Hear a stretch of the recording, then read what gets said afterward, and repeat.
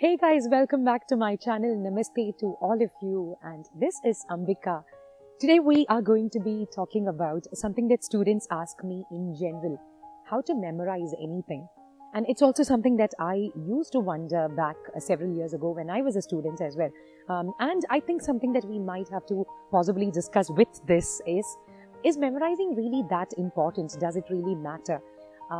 So probably we will start by answering the second question now.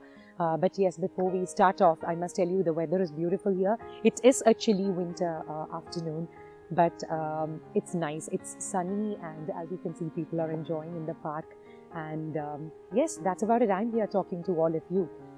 And yes, by the way, let me remind you, please hit the subscribe button right now in case you've not subscribed to my channel yet. We have just gotten started and there's a long way to go, right? So thank you so much for all the love and support. So please subscribe and stay tuned. So here we begin. Is memorizing something really that important? It's probably partly a yes and partly a no. Why is it partly yes and no? In my opinion, studying something is not just about memorization. It's not just about memorizing something, right? When you learn something, when you study something, that is supposed to be imprinted in your brain, in your mind, deep in your heart, I must say, or rather, scientifically speaking, deep within your brain, so that it helps you dive deeper into it at the subconscious level as well. And you learn to apply more of what you have learned later on in life as well. You learn to find practical ways of applying something in particular that you have learned. So I think learning and studying is all about that. So where does memorizing come into picture? Well, to be very honest, everything that we know today, you, me, and everyone else around, everything and anything that we know today comes from some form of learning or the other. A few things which we have been repeatedly hearing on a daily basis, a few things that we have probably been repeatedly reading on a regular basis, and a few things that we have probably been just subconsciously or unconsciously, as in without being conscious, we have probably been absorbing things into our mind as well. There are so many things. It's a constant learning process all the time, right? So it's an amazing journey. I must say learning is an amazing journey, and trying to understand more about learning and memorizing is even more of an interesting subject by itself. Well, anyway, I don't want to go into all that complexity right now because I'm not really an expert in that field, but here is just sharing a few things which I feel might help you, especially if you are a student or maybe even if you are a working professional. Why is memorizing important? Let's just accept the fact that whatever it may be, everything, whether you are a student or a working professional, everywhere you will come across some complex term or the other. And it is super important for you to remember that, especially if you need to use that in your exams, you need to apply it in your exams, and if you have to score well in your exams. And if you are a working professional, you will probably have to use that term quite often with your colleagues, with your co-workers, and probably apply them in whatever reports that you may be preparing and things like that, in your documentation and all of that, right? So anyway, there is some amount of memory and memorization that has to come with our daily lives, that has to go into our daily lives. So there are people who tell me, I don't like biology because it involves a lot of memorizing, right? But it's not just about memorizing. I must tell you, it's not just about memorizing. There is a lot more to it than just memorizing. I must say, as a biology teacher myself, I must tell you that understanding the science at a deeper level is all that matters. It's a science after all. Of course, it does have a lot of terminology.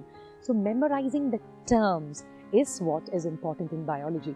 I have a lot of friends and a lot of colleagues who tell me, I don't understand the subject. I'm not good at biology. And they think it's something really great to say that they're not really good in biology, but rather they are good in math and physics and subjects like that.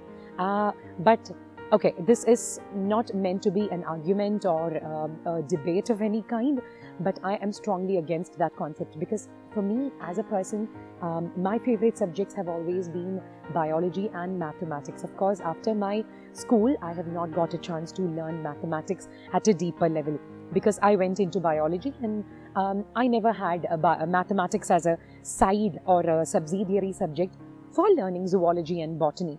But I still love math. I still love logic and reasoning and mathematics in general.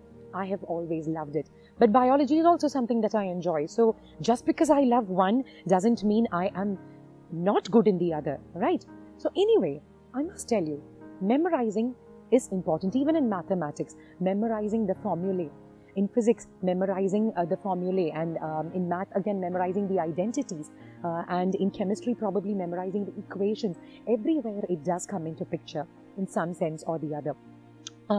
So that's about the importance, or whether memorizing as such is relevant in our lives, right? So this is academically speaking, but when you think about it in a deeper sense, you will see that memorizing will help you in a lot of different ways as well. Well, to be honest, I must tell you, okay, when I was a child, there were no mobile phones, and we had to remember everyone's numbers. Of course, address books were there, hard copies were there everywhere, but I think a lot of memory that I have developed today, even today, I would put it back. I would remember the roots of those memory techniques back to the times when I used to love memorizing phone numbers. Even my school friends, many of their land phone numbers is still like intact in my brain, and I used to love memorizing phone numbers. I used to love memorizing birthdays. I still do. Okay, so just telling you that because it popped up in my head. So now coming to the main point, the actual item of our topic for today. How do we memorize anything at all? Not talking just about biology, but anything in general. There are 3 tips that I want to share with you today for that. And the first one is break down the term. Okay, so especially when it's a scientific term or a very new and seemingly complex term, you might think, oh my goodness, it's got so many letters in it. How do I remember this? How do I remember the spelling of this? First of all, learn to pronounce it correctly. And if you learn to pronounce it correctly, you're not going to forget the spelling, most likely, right? As long as you have that basic sense of spellings, the alphabet, you're definitely not going to forget the spelling, at least. So pronounce it, say it out aloud several times, say the word out aloud several times. And the main point I want to tell you here as my first tip is break it down. Break it down into as many sub-words as possible.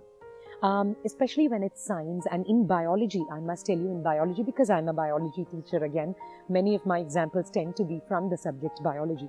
There is a term, prokaryote. So what exactly is a prokaryote? I don't want to dive into that deeper science right now. Prokaryote, the easiest way of remembering that is to split it up. Prokaryote. But then how is it still making sense? Pro or pre normally refers to something primitive or underdeveloped or not so well developed, right? In biology, that's what the prefix pro would mean. And karyote comes from the word karyon, which means nucleus. So prokaryote is an organism that has a primitive nucleus, not a very well developed nucleus. And on the contrary, eukaryote, EU, right? The prefix EU refers to true or well developed in biology. So an organism that has a true nucleus or a well developed nucleus is called a eukaryote. So that makes it so much more easier for you. Just remember the meaning of the root words. And is it still seeming complex? I know it might be. This is where my second and third tip would be coming in handy as well. So this is my first tip for you. So hold on. We are going to be discussing more interesting things as well. Okay. Split the word into its actual roots. I'm sure any word at all that you take in any science or any subject at all, it's definitely going to have some roots or the other. Laryngologist, gynecologist, even the different branches of medicine like this, when you think about it, just break it down and you will see what it actually means or who that doctor actually is. Ophthalmologist, right? So, that's my first tip. Break it down into its actual roots. Second tip is learn anything that you want to in the form of a song. Have you ever noticed how we tend to remember film songs and things like that much more easily as compared to something that we have to learn academically from our textbooks. Yes, it's because we are very, very interesting. We are very, very interested, and that music or something, the rhythm, the pitch, and something aesthetic about the music that makes it really, really appealing, and it makes it very, very catchy and attractive, and we tend to remember it a lot more easily as compared to academic stuff. But there are also, here I must say, there are also people who remember only the tune of a particular song and not the lyrics. And there are also some people who remember just the lyrics of the song but not the tune. So I think that's got something to do with the different areas of your brain, which side is more dominant and stuff like that. But we're not talking about that. That's all right, whatever category you may belong to. But for sure, we know that we remember film songs or music in general, songs in general, a lot more easier as compared to academic stuff. So what is the point that I'm trying to make here? Anything academic, anything that's seemingly complex that you are studying from your textbooks, that you think is really, really hard to remember and digest, make it in the form of a song, and that's going to make it a lot more easier for you to recall. Now, I'm telling you this from my own personal experience, because when I was in class 7, I wasn't very good in chemistry, but I still remember the reactivity series very well. KNABACA, the reactivity series, you know it much better than I do. But my friends and I, we composed it. One of my friends actually, she composed it, my best friend composed it in the form of a song, one very, very popular song in my school at that point of time. And we, instead of saying NABACA, we made it KNABACA MG, Al Zinc Fini SNPD. And that's how we remembered it. And I often feel surprised when I think back myself, how well I remember that even today, because we learnt it like a song. Although I don't remember many other things about chemistry that I learned, this is something that is still fresh in my memory, and the credit goes to the power of music, right? So try making it in the form of, maybe just give it the tune of your favorite song, or you want to compose a new, give it a new tune from your own composition, anything at all. You don't have to say it out to the public, to the world. You can keep it to yourself. No one else is going to come and ask you, and no one else is going to come and check your memory about how silly your composition was or anything like that. It's completely your choice, right? Learn it in the form of music. And the third, and one of the most powerful techniques, is repeated usage of that particular term. Any new word that you come across, you tend to forget it if you don't use it for a long period of time. But if you keep using it quite often, try incorporating it into your daily language somewhere or the other. You will be surprised at how it's become part of your natural vocabulary within a few weeks, within a few days sometimes. Right? So, for example, a few things like the cell, the tissue, the organ system, the liver, the pancreas, the gallbladder, terms like that, which used to seem really complex when we first learnt it in school. By the time I reached BSc and MSc, I remember how well, how naturally it had started fitting into our language, our daily conversations, basically because we had been using them unconsciously, without conscious knowledge, almost every day, or at least every week, over several years.